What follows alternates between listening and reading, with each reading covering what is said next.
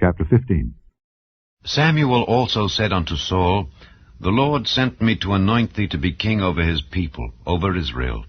Now therefore hearken thou unto the voice of the words of the Lord. Thus saith the Lord of hosts, I remember that which Amalek did to Israel, how he laid wait for him in the way when he came up from Egypt. Now go and smite Amalek, and utterly destroy all that they have, and spare them not, but slay both man and woman, infant and suckling, ox and sheep, camel and ass. And Saul gathered the people together, and numbered them in Telaim, 200,000 footmen, and 10,000 men of Judah. And Saul came to a city of Amalek, and laid wait in the valley. And Saul said unto the Kenites, Go, depart, get you down from among the Amalekites, lest I destroy you with them. For ye showed kindness to all the children of Israel when they came up out of Egypt. So the Kenites departed from among the Amalekites. And Saul smote the Amalekites from Havilah until thou comest to Shur, that is over against Egypt. And he took Agag the king of the Amalekites alive, and utterly destroyed all the people with the edge of the sword. But Saul and the people spared Agag, and the best of the sheep, and of the oxen, and of the fatlings, and the lambs, and all that was good, and would not utterly destroy them. But everything that was vile and refuse, that they destroyed utterly. Then came the word of the Lord unto Samuel, saying, It repenteth me that I have set up Saul to be king, for he is turned back from following me, and hath not performed my commandments. And it grieved Samuel, and he cried unto the Lord all night. And when Samuel rose early to meet Saul in the morning, it was told Samuel, saying, Saul came to Carmel, and behold, he set him up a place, and is gone about, and passed on, and gone down to Gilgal. And Samuel came to Saul, and Saul said unto him, Blessed be thou of the Lord, I have performed the commandment of the Lord. And Samuel said, What meaneth then this bleating of the sheep in mine ears, and the lowing of the oxen which I hear?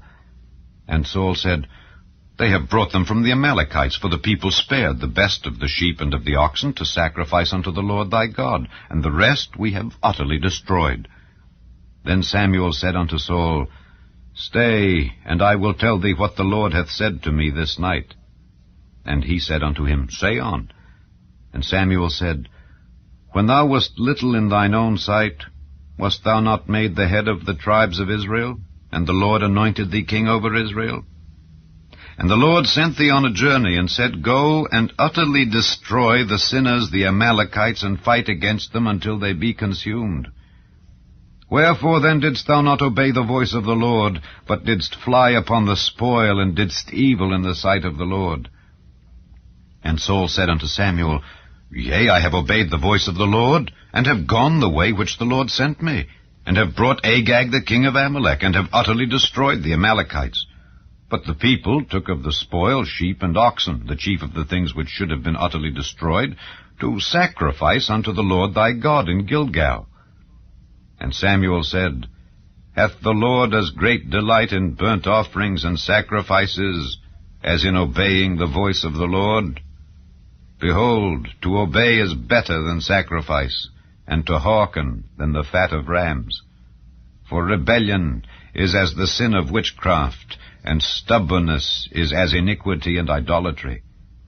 Because thou hast rejected the word of the Lord, he hath also rejected thee from being king. And Saul said unto Samuel, I have sinned, for I have transgressed the commandment of the Lord and thy words, because I feared the people and obeyed their voice. Now therefore I pray thee, pardon my sin, and turn again with me, that I may worship the Lord. And Samuel said unto Saul, I will not return with thee, for thou hast rejected the word of the Lord, and the Lord hath rejected thee from being king over Israel. And as Samuel turned about to go away, he laid hold upon the skirt of his mantle, and it rent. And Samuel said unto him, The Lord hath rent the kingdom of Israel from thee this day, and hath given it to a neighbor of thine that is better than thou. And also the strength of Israel will not lie nor repent, for he is not a man that he should repent. Then he said, I have sinned, yet Honor me now, I pray thee, before the elders of my people and before Israel, and turn again with me, that I may worship the Lord thy God. So Samuel turned again after Saul, and Saul worshipped the Lord. Then said Samuel, Bring ye hither to me Agag, the king of the Amalekites. And Agag came unto him delicately. And Agag said, Surely the bitterness of death is past. And Samuel said, As thy sword hath made women childless, so shall thy mother be childless among women. And Samuel hewed Agag in pieces before the Lord in Gilgal.